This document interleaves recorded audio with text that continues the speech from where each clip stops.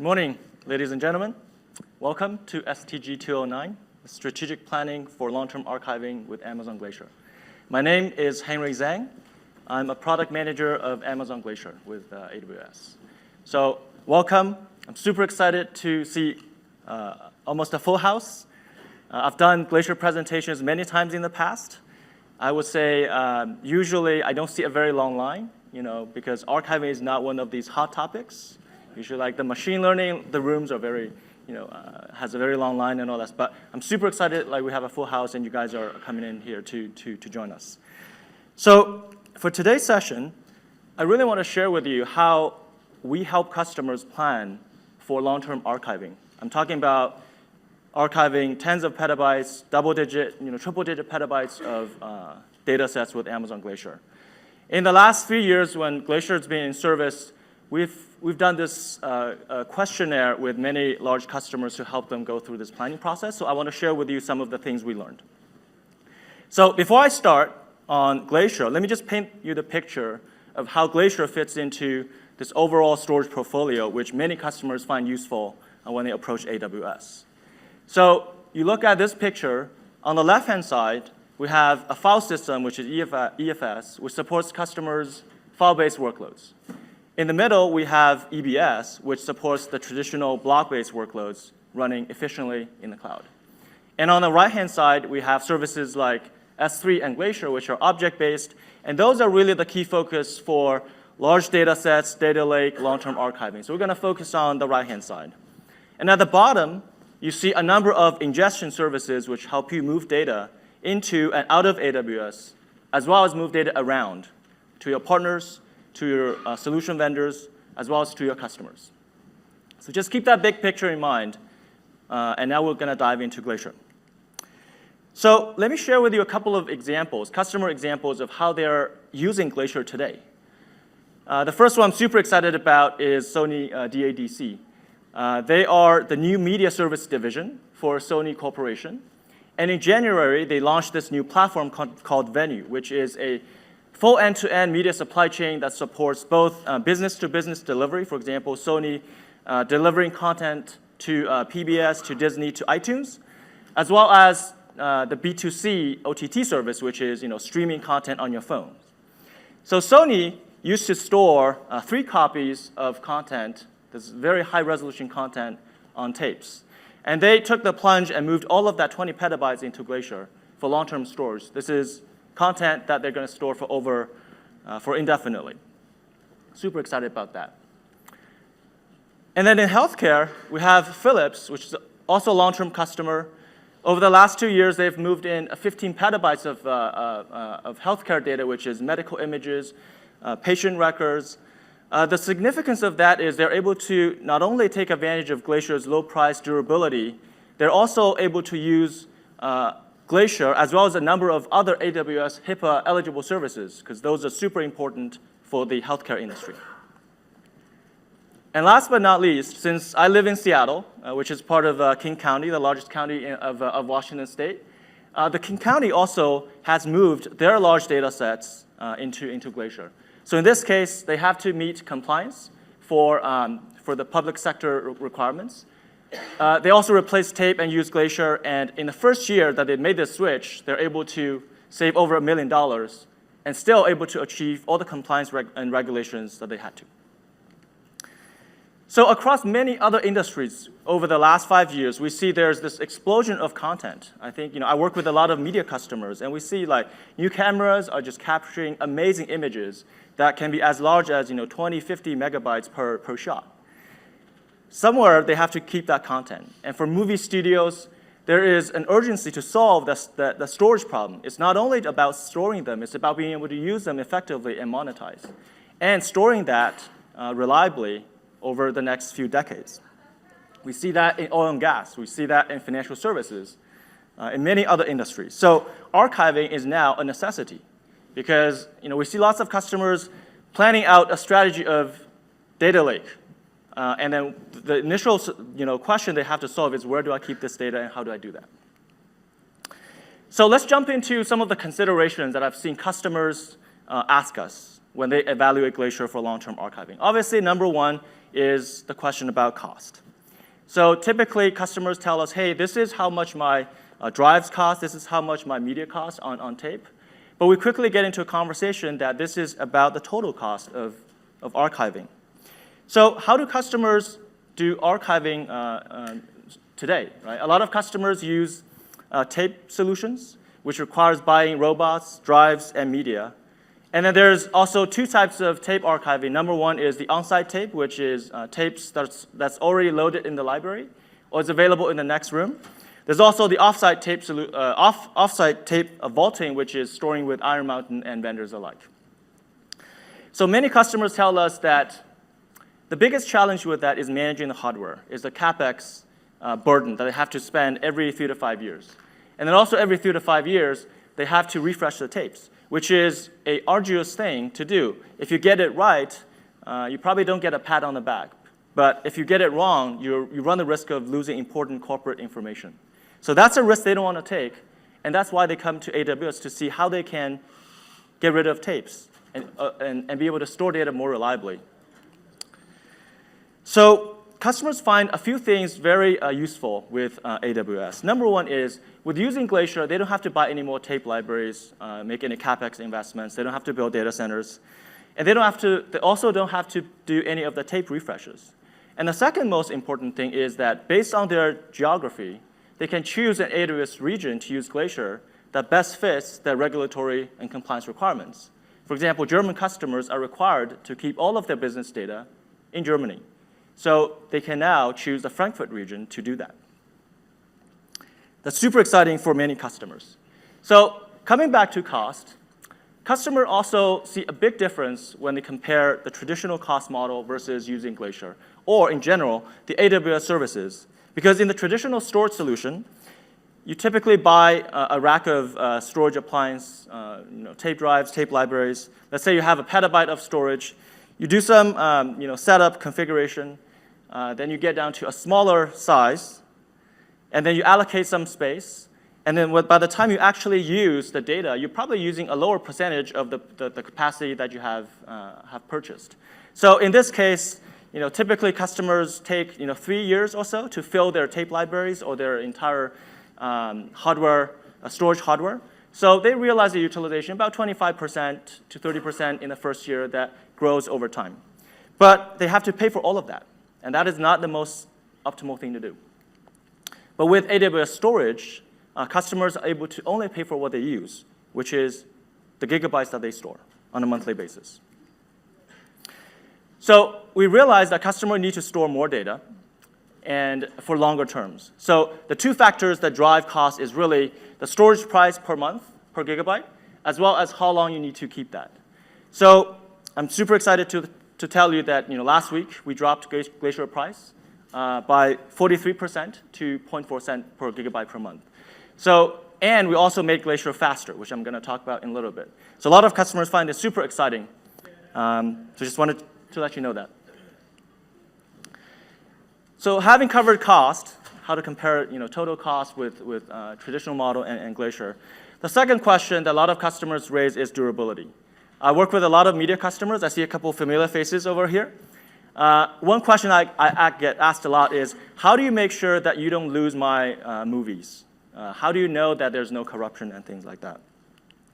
So on our website, we tell customers that Glacier's durability is 11 nines. That's a very big number. But after talking to a lot of customers, I realized that this number may not be the best way to explain what that means. And we need to really help customers interpret that. So let me first explain to you how we calculate this 11 nines, and then have a bridge to get to an easier way to interpreting that. So for the 11 nines, we ran a simulation. It's called a Markov simulation, which simulated the drive failures, the storage device failures, the server failures, the networking failure, the building failures, the power failure. We combined all of that, and we ran a simulation that tells us that we get this 11 nines of durability. But a lot of customers tell us, hey, how do I compare that with my tape solution, which is traditionally 2 copies of tape in the same room, or 2 copies of tape across 2 different sites that's located probably about 20 to 30 miles apart. So there was one time we worked with a very large studio in Hollywood. It's not hard to guess who. We shared this durability model, and we asked them, hey, what if you took our model and ran a simulation to calculate the durability of 2 copies of tape that you have? And a couple of days after, their solution architect came back and told us that for the 2 copies of tape on the same site, they estimated a durability of 4 nines. And then for 2 copies of tape in 2 different rooms, in 2 different buildings, he estimated the durability to be about 5 nines. So that was a moment for him and us to realize that Glacier's durability is actually 7 orders of magnitude higher than keeping 2 copies of tape. That was a big aha moment for us and for many media customers. So I just want to get that point across to help bridge how to think about the number of nines which we use and number of copies that you typically use for your archiving solutions. Another thing that customers ask us is, how do you ensure that my data doesn't change over time? So again, for a lot of media customers, for data preservation customers, digital preservation customers, the terminology is fixity. That really means that the content is fixed, the content hasn't changed, it's stored in the same way that it's received on day one. So Glacier has this built-in fixity check, which we run in the background as a system process. We basically sweep every customer's content to make sure that the data is not changing. And we also use redundant copies so that if we detect a potential change, which equates to a potential corruption, we will fix the content using one of the redundant copies. So now you think about this, we actually do all of this fixity check in the background without telling you, but we actually roll all of that into a single storage price of 0.4 cents per gigabyte. This is very different than doing your own RAID configurations on your tapes or doing multiple tape libraries and rolling your multi-site redundancy. So just want to share with you what that 0.4 cents really includes and what that 11 nines mean. And hopefully you can share that with your customers. So the third thing the customer asks us is, how quickly can I get data back from Glacier? I would say that in the last 3 years, Glacier hasn't been the fastest service in the world. It took about 4 hours to get data back. But last week, we changed it. So we launched this new thing called data retrieval tiers. So instead of having only the standard retrieval model, which you can get data back from 3 to 5 hours, we now added 2 new models because customers felt that 3 to 5 hours is just not fast enough. So on the left-hand side, we added a new expedited retrieval model, which is meant to be used for emergency retrievals. Think about a broadcaster needing to change a last-minute program schedule. Think about Fox needing to change the 5 p.m. Sports program for the day. And they typically only have about 1 hour to react to that. It's an emergency situation. So how do they do that today? Many media customers, broadcasters, have tapes on site. So they will have someone go into the next room, grab the tape with a barcode, load it into the tape library, read that 1 hour of video, probably 5 gigs of a video file. Then they'll do some processing, packaging, and then they'll ship it out. So that is the process of handling a last-minute program, a scheduling change for a broadcaster. They were not able to use Glacier for that because the data comes back in 4 hours, and they need to get this whole thing done in an hour. But now, with expedited retrievals, they can do that because you can get objects back in as little as 1 to 5 minutes. Obviously, the larger your file is, the longer it's going to take. But customers are now able to handle these situations using the expedited retrievals. So super excited about that. And on the other hand, we also made Glacier even slower for use cases that don't require urgent retrievals, but demand accessing a very, very large amount of data. So this is something we call bulk retrievals. Think about taking the media example again. We have customers that have double-digit petabytes of media library. They know that iPhone 10 is going to come out in 2 weeks. What do they need to do? They need to retranscode all of that library so that it looks best when it's delivered to the new iPhone 10. That's a retranscoding process. I think most large media customers typically do that a couple times a year. for new device releases and things as such. So in that case, they can complete this job within a few days to a couple of weeks. They don't need to have urgent retrievals, but they are looking at retrieving petabytes of content. So in this case, bulk retrieval is a great model for these customers because it delivers data in 5 to 12 hours at a very low cost, at quarter of a cent. So if you do the math, pulling a petabyte from bulk retrieval only costs $2,500. So with both options, I think Glacier now can support a number of new use cases. On one hand, I'm super excited about the expedited retrieval because customers, we'll talk about the pricing in a little bit. So customers can now replace on-site tape libraries with Glacier. In the past, with the 4-hour retrievals, they are only able to replace off-site tape libraries. But now they can get rid of their entire tape deployment. So I'm super excited about that. And on the bulk retrieval side, we see genomics companies thinking about, hey, I'm going to do a re-baseline, a realignment of all my genomic sequences. That is now achievable in a very cost-effective way. So the final thing is on pricing. Glacier used to have a peak-based pricing, which was not easy for customers to understand. I'm happy to tell you that we removed that. So now all of the retrievals are based on per gigabyte flat pricing, ranging from 3 cents per gigabyte with the fastest option to 1 cent per gigabyte with the standard option for hours to quarter of a cent, the lowest cost option for bulk retrievals. So I'm pretty excited, and I'm almost certain that there is one option that's going to fit your needs. So the fourth consideration, this is the one that I'm most excited about because it has so much to do with you and less to do with Glacier. This is the application and data management. What does that mean? So from a pure Glacier perspective, there are 3 ways of using it. You can use the Glacier SDK, which accesses Glacier directly. You can use the S3 Lifecycle integration to Glacier, and you can also use third-party tools and gateways. So a lot of customers tell us that they have existing solutions, such as data management solutions, such as content management solutions, digital asset management solutions for media customers, because you already manage petabytes of data, whether it's on tape or drives. You already have something that shows you what the data is, how it is stored, how to access that. There is something that you already use. So one of the considerations for using Glacier is, what do I do with my existing software? Do I want to keep that? Or do I want to rewrite my programs to only use AWS APIs, for example? A lot of times we find that larger data sets require a lot of workflows that's already in place, and it's disruptive to just stop that and build new applications in the cloud. A lot of customers do that, but they need to keep their existing businesses running. So we have to balance. We have to help customers balance business continuity, as well as time to market, as well as agility of using the cloud.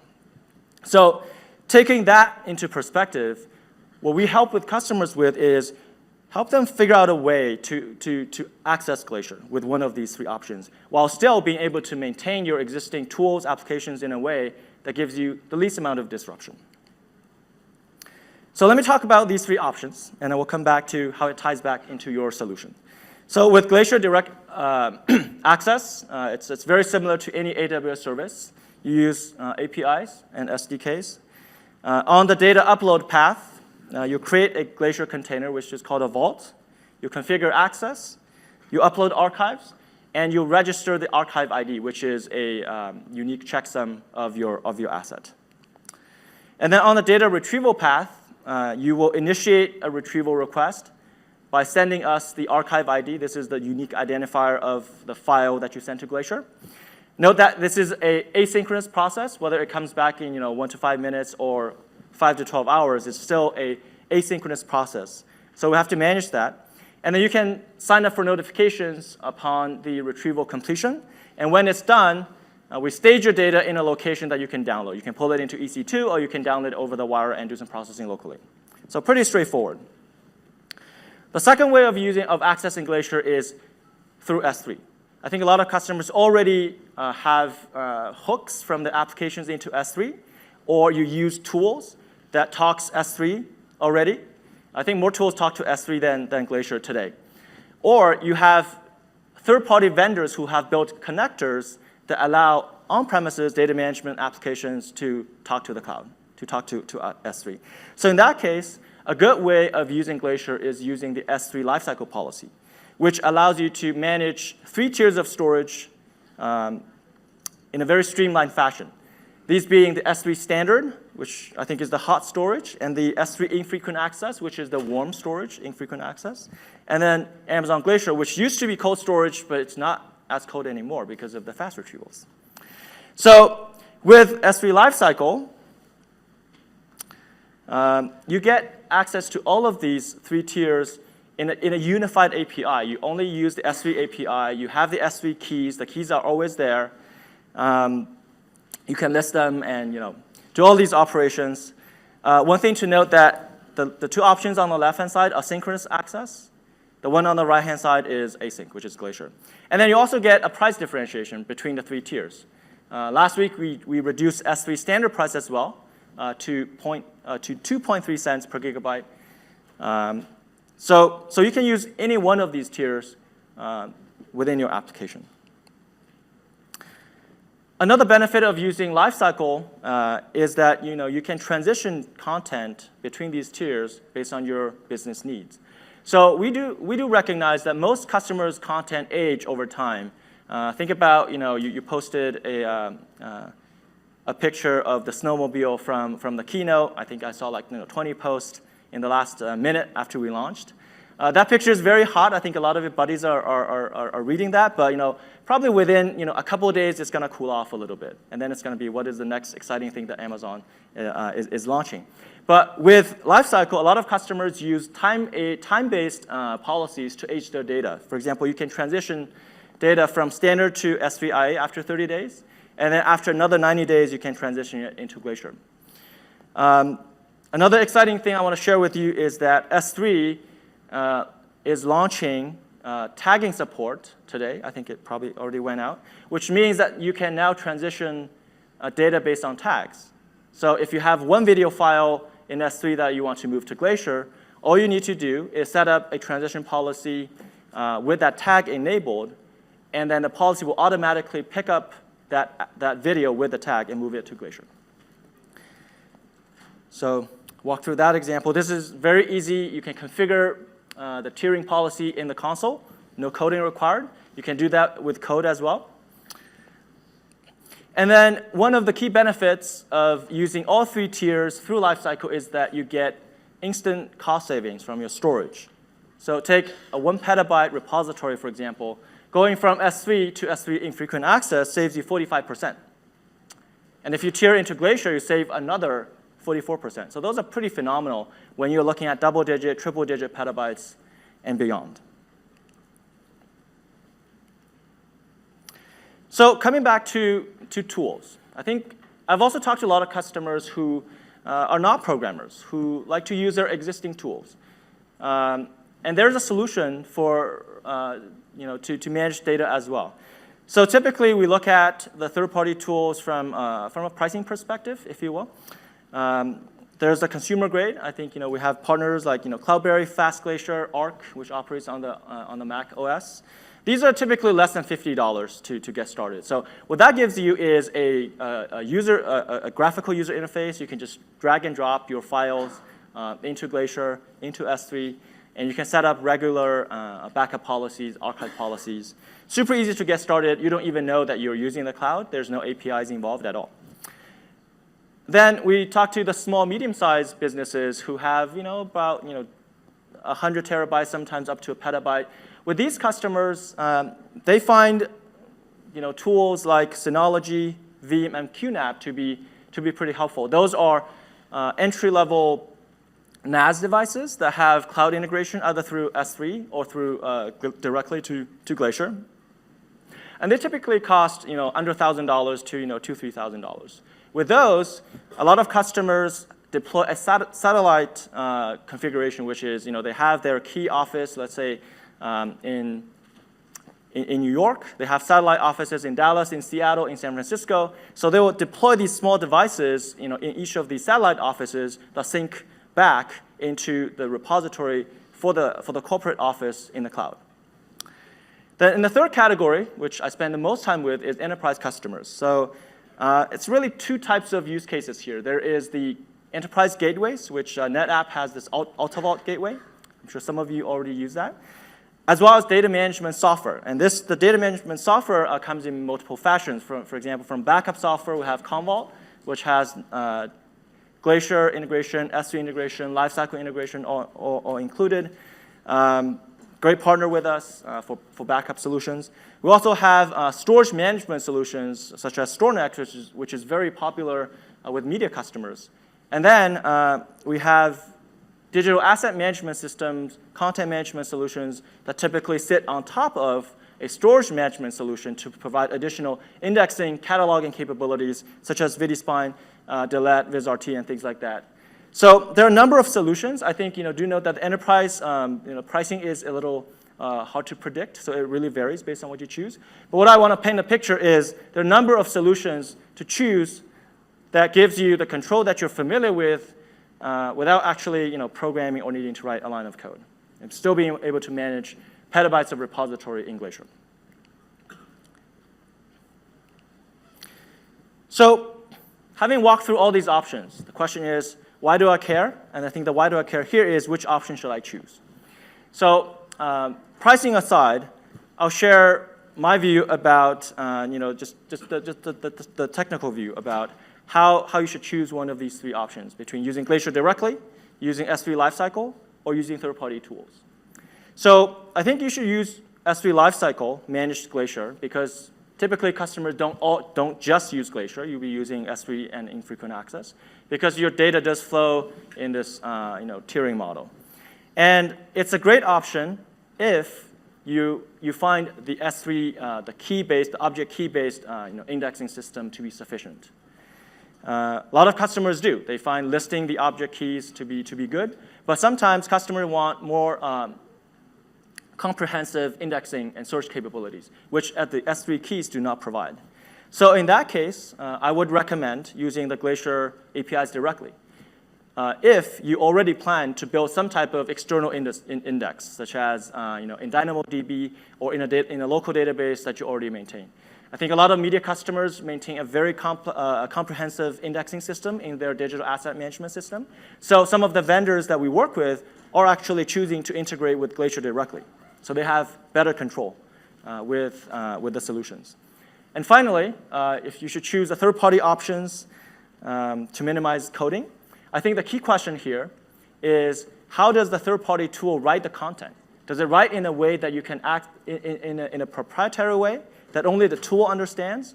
Or does it write it in a way that's native, which means once you upload the content through the tool, you can access it in AWS and do processing? That is the biggest question that we haven't solved, and I want to highlight it to you. Because a lot of customers are not just looking at moving their data repositories into Glacier for archiving purposes. They're no longer looking at keeping this for cold data because now you can do active workloads with Glacier. So then the question is, if I want to do active workloads in the cloud, I must be able to directly access the content that I migrated from some type of solution. So I think this is a very interesting thing, and just be very careful with when you choose a third-party tool to understand the formatting. I think ideally we want to have native formats so that you can attach EC2 instances, attach MapReduce, and things like that onto the content once it's moved into the cloud. So I'll share one a common customer architecture. This is quite popular with a bunch of our media customers. So this is a visual of their on-premises setup. You can see that they have an on-site archive which has on-premises tapes, very common, as well as off-site tape archives. On top of that, they have a hierarchical storage manager, which typically fronts the different storage types, objects, tapes, and things like that, and presents it as a file system. And on top of that, they have an application management layer which manages the metadata. In this case, it's a digital asset management system. You can generalize that to any type of content management solution. So this is like the three-layer setup that we see with many customers. And then they have local processing tasks that talk to the top layer. So a bunch of customers have taken the following approach, which is, let me first move the on-premises tapes and the offsite tape archives into Glacier. For large transfer needs, I'm talking about like double-digit petabytes, these customers will typically get a direct connect. They'll send the content to Glacier, and then they will deploy some type of cloud-native DAM solution in the cloud or from an on-premises location that can access the content in Glacier. So that cloud digital asset management is able to link back to the on-premises assets because we also recognize that you have hybrid workloads. Like not all the data is going to be in the cloud initially. So in this model, they can do work locally. They can sync back changes between on-prem and multiple sites. And then when they need to process the data from Glacier, they will restore it into S3. And then they can run cloud-based processing workloads. They can also download a small subset of the data that needs to run locally for some of the workloads that are not yet ready to move to the cloud.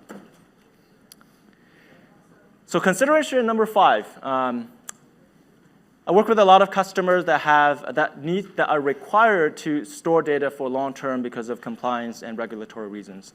I think I work with financial services a lot in the US, public sector, utilities. All of these industry require data to be retained for at least 7 years and beyond. So when you have that type of workload, I think Glacier could be a very good option for you because we have this capability called VolLock, which essentially gives you compliant storage at no extra cost. By compliant storage, I think the most common one is worm storage, which is write-only, read-many. You can actually do read-many with Glacier now with the multiple retrieval options. So VolLock allows you to configure a worm storage container very easily. But it's not just for worm storage. You can configure, for example, time-based retention. You can also configure access rules. For example, if you are a pharmaceutical company and you have this formula that's top secret, you can store it in Glacier, and you can configure a VolLock policy to say, I have to have a three-key simultaneous multi-factor authentication. So let's say the top 3 C-level guys need to crank the key together to see the formula. This is one way to protect the data. So this is already going beyond the worm use case, which is make sure that the data is not deleted. So the VolLock policy applies to your Glacier container. We mentioned that it's a vault and governs all the records in a vault. And the policy itself is immutable and can be locked in 2 steps. So how we achieve this governance is by letting you create a policy, doing testing, and locking that policy down so that the policy cannot be changed. And we govern that policy so that it enforces the compliance objectives that you specified in the policy. So what can you do with VolLock? I already mentioned that you can create worm storage with VolLock. You can specify time-based retention using this control code called archive agent days, which determines how long an archive in Glacier has been stored. If you want to do a 7-year retention, you set that archive agent days to be less than 365 days. You can lock down the policy. You can also deploy legal holds, which is also relevant for compliance and regulatory use cases. And finally, you can configure designated third-party access. This is a requirement for financial services. So all of that can be achieved with no extra cost. You still pay 0.4 cents per gigabyte per month for using Glacier, and VolLock is free. And last year, when we launched VolLock, we also worked with this third-party auditing firm, Cohasset Associates, who's been the leader in compliance evaluation for IT products in the industry for over the last 40 years. So they're the ones that certified EMC Centera, NetApp SnapLock, all of these incumbent compliance storage solutions. So we worked with them, and they also provided us this evaluation that says Glacier VolLock, if used correctly, can be used to meet the financial services regulatory rule, the SEC 17A-4. So without telling you more about VolLock myself, I'd like to introduce my customer and a dear friend, Mr. Rich Sutton from Proofpoint, to share with you how he has built a compliance archive solution in the cloud using VolLock. Let's welcome Rich. Appreciate it. Hi, everybody. My name is Rich. I run the social and digital risk engineering groups at Proofpoint. And I'm going to walk you through how we built Glacier into the back end of an archiving product that specializes in storing data for social. I'm going to show you screenshots from VolLock. I'll talk in depth about the policy that we use, and we'll talk about API semantics as well. So we'll get into technical details. First of all, show of hands to the extent that I can see, who has heard of Proofpoint? Oh, too few, so too few. So if you've heard of FireEye and you've heard of Palo Alto and you certainly have heard of Symantec, you really need to know Proofpoint. Proofpoint has built a world-class threat research and cybersecurity team. We produce some incredible threat intelligence that we allow you, our customers, to take action on by protecting the email and social and mobile app flows that your employees and your consumers, your customers use every day to communicate with your enterprise.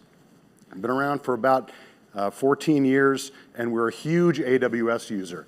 And like many of your organizations, I'm sure, our use of AWS was not something that was strategically decided by our executives. It was something that occurred organically through engineers solving their problems and through acquisitions. So we've acquired a number of companies in the last 5 years that were born in the cloud, built in AWS, and so in 2016, we're going to end up spending 8 figures with AWS, and all of that activity occurred organically. One of the acquisitions was a company that I co-founded called NextGate, and we built a product that is the social part of the story for Proofpoint. So to talk to you about Proofpoint Social Patrol Archive and give you an understanding of why we use Glacier as an underpinning for that, I really need to give you an overview of Proofpoint Social Patrol. So Social Patrol is a product that helps our customers with security and compliance use cases around their social infrastructure. Now, many of us, probably engineers here in the crowd, we think to ourselves, social, how is my company using social? Well, your marketing teams, your product managers, your sales teams are all out on social. They've created hundreds, if not thousands, of social accounts on Facebook, on Instagram, on Twitter, on LinkedIn, and they're trying to transact your company's business out there on social, communicating with your customers. In particular, financial institutions where there are financial advisors tend to have thousands of these accounts, Facebook pages and LinkedIn profiles where financial advisors are reaching out to their customers and talking about financial products on social.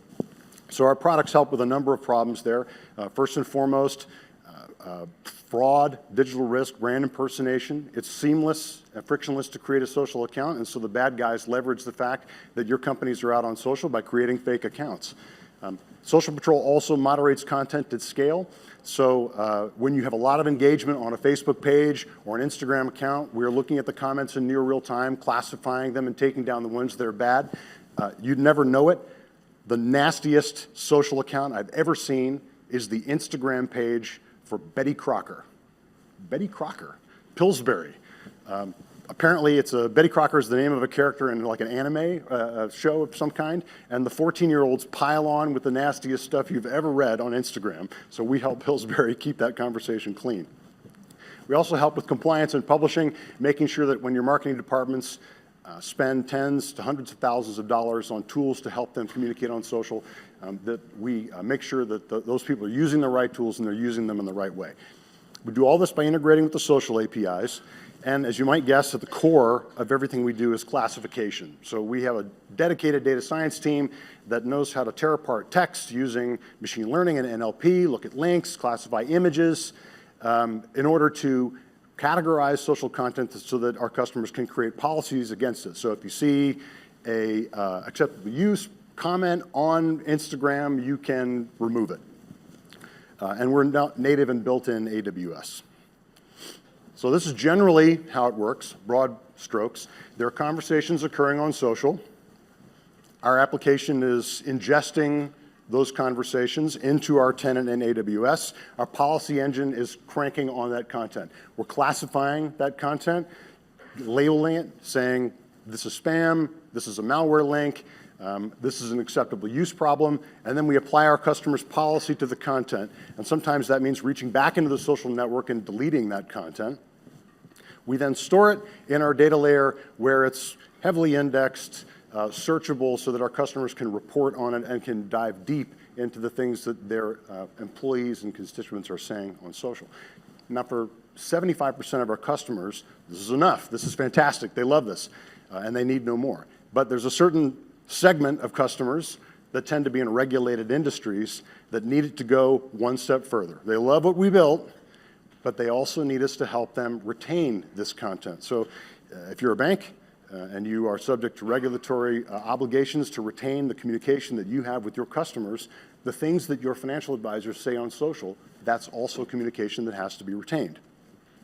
We said, no problem. You probably already have an archiving solution like Semantic Enterprise Vault or an EMC or something like that. We will just integrate with that. We'll take our social content, we'll put it into a format that these things typically understand, which is email, and we'll send it off to your enterprise archive. This worked, but it was certainly imperfect. First and foremost, social is not the same as email. Who is a Facebook post to? Not really a concrete thing. And so we ended up translating lots of things from social into email, and we had to do that sometimes differently for every archive. Each archive works on different headers, they have different indexing methodologies, and we commonly had to do custom work for our customers when they showed up with an archive that we hadn't supported in the past. And finally, internal collaboration was a problem here as well. Our buyer was the marketing department typically. They would have to involve compliance, and then there was a long pro-serve process to get it all working. Then in 2015, we got the announcement from Henry's team about Glacier, and we knew immediately what we wanted to do with that. We expanded our footprint in AWS to include Glacier, and we started to write social content in a native format into Glacier for our customers who wanted us to consume it and store it that way. This was a perfect solution. It made something that was painful and difficult to sell into something that was turnkey and easy to transact. Okay, so let's talk a little bit about the technical details. So in your AWS tenant, right, Glacier is a service you can access. Glacier contains vaults. You have some number of vaults that are allocated to your AWS tenant. A policy is established at a vault level, so when I want to say retain content for 3, 5, 7, 10 years, I set that policy at the vault level, and then I insert archives into the vault. The archive has a timestamp of the time it was inserted. The policy that's established at the vault level is what dictates how long it's retained. So here's a screenshot from our application showing a customer with a 3-year retention period set. For them, we would have created a vault using the Initialize, we created a vault, and then we would have started the VolLock process by calling Initialize VolLock on it with a policy. So this is an example of a couple of customers that are in our US East region that have vaults set up for them to retain social content. So we call Initialize VolLock with a policy. The policy is 30 lines of JSON maximum, extremely simple. It contains effectively 2 declarations. The one on the top is a deny to any IAM user or role, denying deleting an archive in this particular vault if the age of that archive is less than the retention period that my customer has told me or that you guys would set or establish for your enterprises, in this case 3 years. The second policy action is equally important. This allows for the legal hold that Henry referred to earlier. You effect a legal hold by setting a tag on the vault, in this case literally called legal hold, and set to true. When that tag exists, this policy line is also part of the calculated delete policy for any archive in the vault, in this case denying deletes by, again, any principal on any archive, and then a special case to prevent deleting an empty vault in the case of a legal hold. So this policy specifies at the Initialize VolLock stage. You can then test the policy. You can insert archives with dates. You can test the policy. Then you commit that policy by calling complete VolLock. If you don't like the results of what you set, you call abort VolLock, and you can start over. So extremely simple interaction with the Amazon API. So in our product, as social content flows in to the archive, each piece of data has an archive date obviously associated with it, and then based on the age of the retention period defined on the vault, we can then also calculate a purge date, which our product will then go back and purge the archive once the purge date elapses, assuming that there is no legal hold on the vault, and we display that information back to our customer in our UI. Our customers continue to use our front end and our data layer, which is the search capability and the reporting capability, except now they also have the added benefit of an SEC compliant archive right behind it. So no change in interaction for our customers. They sort of just get it for free. So Henry wants me to close with a statement on how much money did Glacier save us when we integrated it. You know, social content is small. It's not like videos or maybe some of the data sets you're dealing with. We're talking about a kilobyte per piece of content. Our customers can store everything that they've ever said on social ever for effectively a rounding error in our price. In Glacier, the prices are so small. But I think talking about pricing is really the wrong way to think about this. Glacier enables new products and new business models. So when you guys think about how you're going to migrate to Glacier, you should consider how you're going to do it all differently, because Glacier gives you an opportunity to rethink the way that you store data and retain data. For us, we would never have built this product. We would have continued to live in a world of jamming our social content into an enterprise email archive. Glacier enabled an entirely new business for us, an entirely new revenue stream. Thanks, appreciate it. Now I'll hand it back to Henry. Thank you, Rich. Well, thank you, Rich, for sharing the Proofpoint story.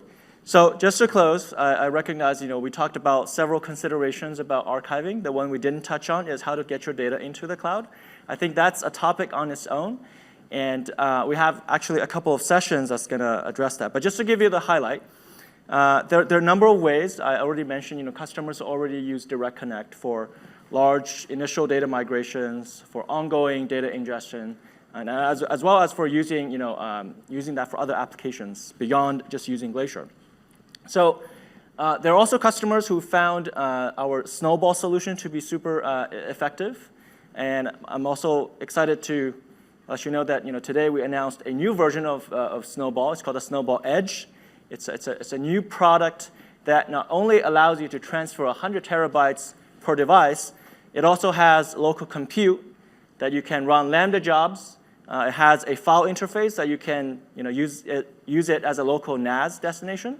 You can also, it has an S3 interface. You can use it as local object storage. And it can also be clustered for a more durable local storage. So we just launched that today, and we're super excited because we have no idea what customers are going to do with it. I think we're super excited that this is going to be the new thing that customers are going to teach us, using their creativity to deploy it in edge locations, in places that you cannot access the cloud without network. So there are a number of other solutions for ingest, and so I just want to highlight a couple of sessions that you should go check out in the afternoon. So remember I talked about Sony DADC. So my coworker Maz Kubo is giving a presentation on deep dive on Amazon Glacier.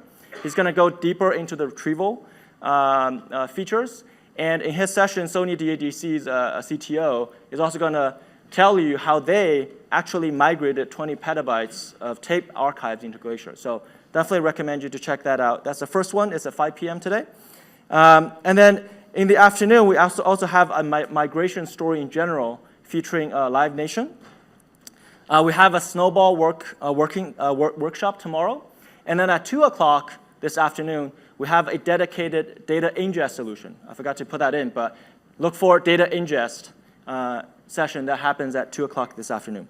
So I'm going to leave the last 10 minutes for questions. And before that, please remember to fill out the survey. Thank you. Any questions?